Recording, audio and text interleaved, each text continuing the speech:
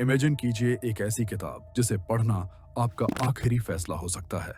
इसे कोई भी ना पूरा पढ़ सकते हैं, ना बीच में छोड़ सकते हैं। आज हम एक ऐसी किताब के बारे में बात करेंगे जो पढ़ते ही आपकी मौत तय है, और अगर पढ़ते पढ़ते बीच में छोड़ दिया तो पागलपन आपका इंतजार में खड़ा रहेगा। इस ग्रंथ में एक ऐसी विद्या छुपी है, जो भी इंसान एक बार इसको हासिल कर ले उसे असीम शक्ति मिल जाती है। इस ग्रंथ का नाम है नीलावंती। एक ऐसा ग्रंथ जिसमें लिखी है वो विद्या जो आपको जानवरों, पेड़ पौधों और आत्माओं से बात करना सिखा सकती है। लेकिन सवाल है, क्या यह सच में अस्तित्व में है या सिर्फ एक डर पैदा करने वाली कहानी है? कौन थी ये नीलावंती? कहानी के मुताबिक नीलावंती एक आम लड़की नहीं थी।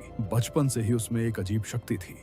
वो जानवरों की भाषा समझ सकती थी। उनसे बात करके नीलावंती को बहुत सारे राज और छुपे हुए खजाने के बारे में भी पता चल जाता है। जैसे जैसे वो बड़ी होती गई, उसकी शक्ति और गहरी होती गई। अब वो सिर्फ जानवर नहीं बल्कि आत्माओं से भी बात करने लगी थी।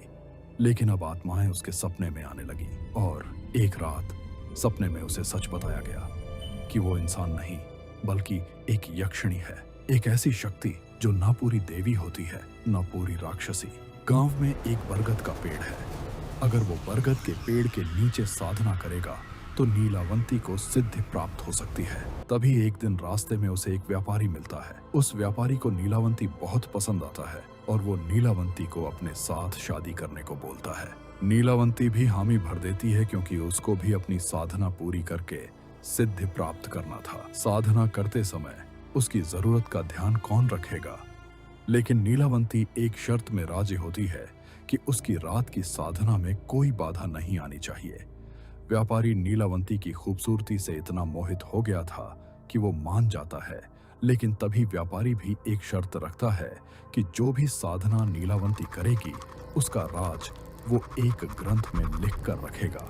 लेकिन जितने दिन जाते हैं, नीलावंती की साधना में और भी दिक्कत आती रहती है। उसको बलि और ऐसे रिचुअल करने पड़ते हैं जो गांव में मुमकिन नहीं थे। लेकिन एक रात को नीलावंती अपने साधना में बलि से एक रिचुअल करते समय उसे गांव वाले देख लेते हैं, और गांव वालों को उसके ये साधना के बारे में पता चल जाता है। सब उसको चुड़ैल बोलने लगते हैं और मारने के लिए आगे बढ़ते हैं। उसी दिन नीलावंती की साधना का अंतिम दिन था, जिसके बाद उसको सिद्धि प्राप्त होने वाली थी। तभी व्यापारी, जो उससे प्यार करने का नाटक करता है, वो अपने असली रूप में आ जाता है। वो एक पिशाच था। उसका मकसद सिर्फ एक था, नीलावंती की सारी विद्या एक किताब में लिखवाना। जब नीलावंती को सच का पता चला, तब तक देर हो चुकी थी। उसने अपनी ही लिखी हुई किताब को श्रापित कर दिया। जो भी इसे लालच या बुरी नीयत से पढ़ेगा, उसकी मौत या पागलपन निश्चित है। लेकिन सच क्या है? या तो यह ग्रंथ कभी अस्तित्व में था ही नहीं, या फिर इतना खतरनाक था कि उसे दुनिया से मिटा दिया गया।